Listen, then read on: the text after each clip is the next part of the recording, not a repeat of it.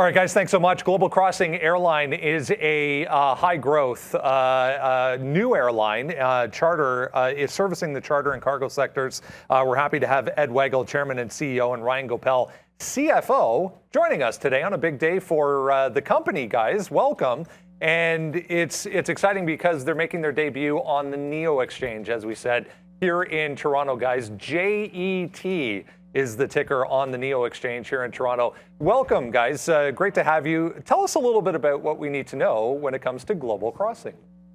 Sure, Brendan. Thanks for the invite this morning. I'm very happy to talk to your viewers. We just moved from the TSX Venture Exchange to NEO yesterday. We're very excited about that move. We are a low-cost charter airline based in Miami in the U.S. We currently have 6 airplanes, 6 A320s, and we are adding 4 A320 passenger aircraft by the end of this year, so we're in high growth mode. And as well, we're adding 3 A321 freighters, so we're getting into the cargo business to help diversify our revenue stream and to get us into a new line of business. So we're very excited about where we are. We will be at 14 airplanes by the end of this year and 25 airplanes by the end of 2023. We are growing, adding airplanes, adding infrastructure here. We're building a new hangar facility that's been fully financed. And we have a number of activities going on that will enhance our ability to generate more than our fair share of the market in the U.S. charter market in the years to come.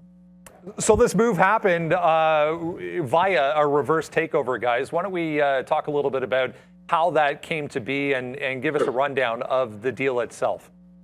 Sure, I'll give you the overview and then Ryan will step in and give you some specifics. So about 2 years ago, we approached Canada Jetlines, which was a airline shell company that was traded on the TSXV. They had not been able to get certified or raise enough capital. We did a reverse takeover that gave us the public listing on both the TSXV and the OTC in New York.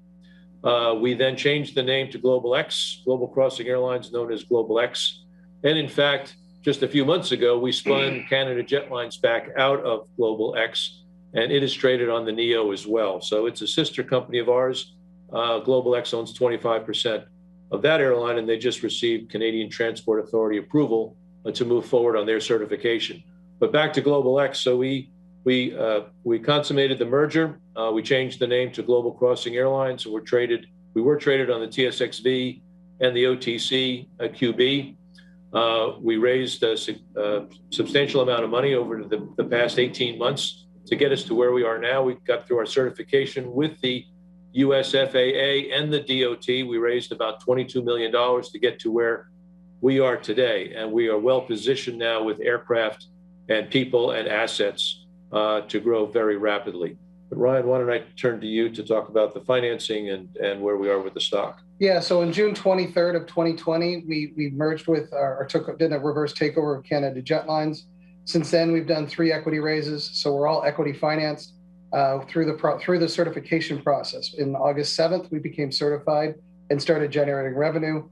We disclosed our Q3 revenue number of around $3 million on over 350 hours flown. For Q4, we'll be releasing on March 31st, but we have released in January that we flew over 1,200 hours in Q4. So we are in extremely high revenue growth mode. We're continuing to add aircraft, and we think we're adding substantial value to the company on every day. Talk a little bit about the business model here, guys. What do we need to know when it comes to the charter business versus what's known as the scheduled airline business?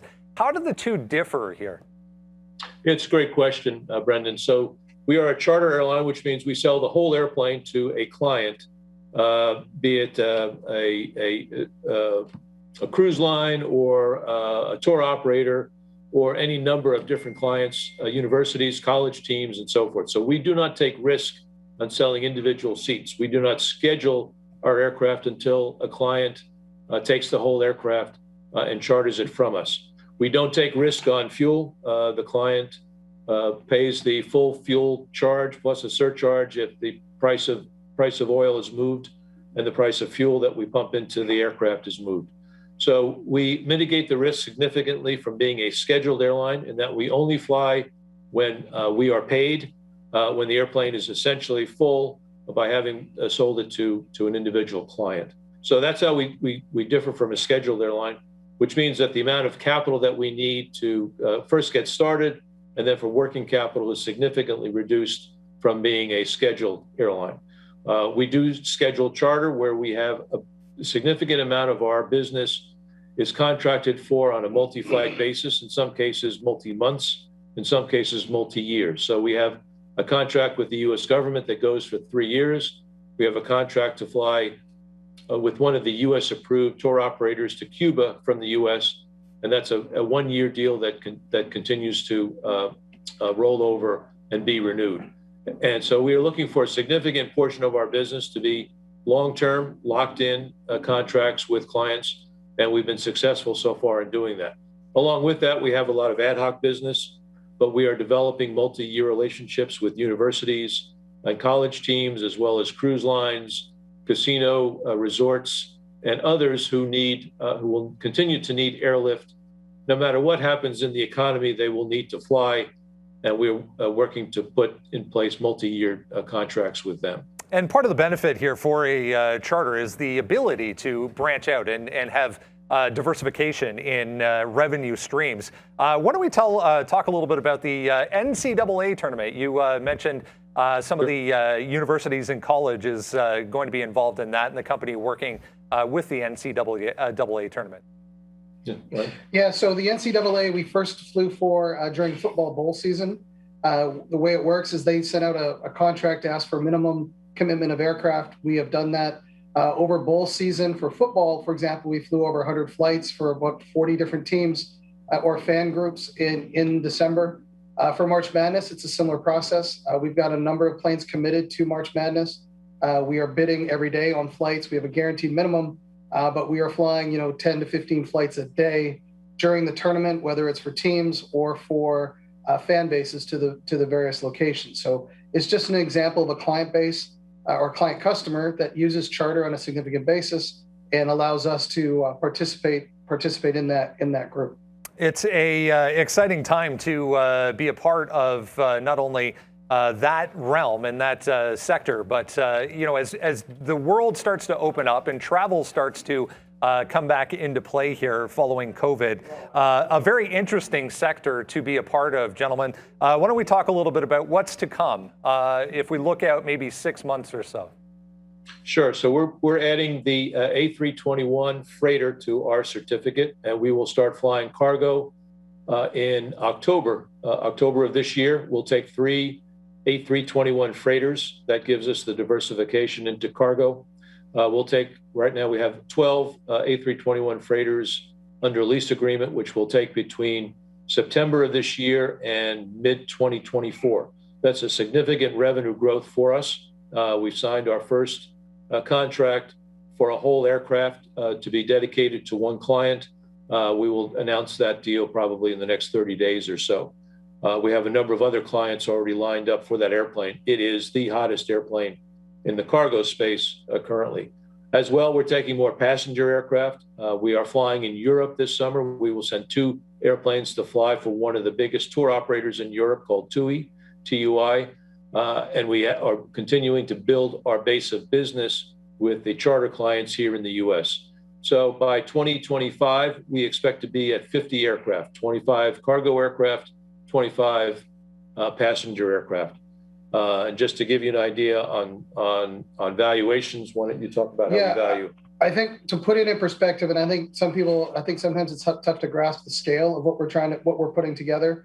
I think if you look at tickers such as Sun Country out of the U.S. or CargoJet out of Canada, while there are some small differences, there are similarities. If you look at their fleets with between 20 and 30 aircraft, and trading at between 30 and $40 million in aircraft. You multiply that by 50, you sort of see what we believe our company should be worth and will be worth. And we are probably at a small fraction of that math today. So I think one of the aspects of what we've done by creating certificate post-COVID is we've been able to acquire aircraft at post-COVID rates, which is probably one of the greatest opportunities out there that has been presented by COVID. There's a lot of planes, you saw them all parked in the desert. Well, that's where we went and got them from. And we got them at desert prices. And we're putting them to work on our certificate, which is a pretty unique modifier.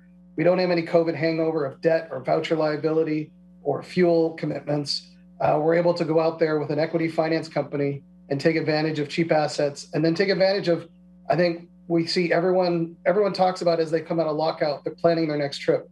And being able to have a vehicle to supply that metal to fly the trip, I think is a great business opportunity for us. Great note to wrap things up on. JET, guys, Global Crossing, brand new listing, moving from the TSX Venture Exchange over to the NEO. Check it out, jet.to.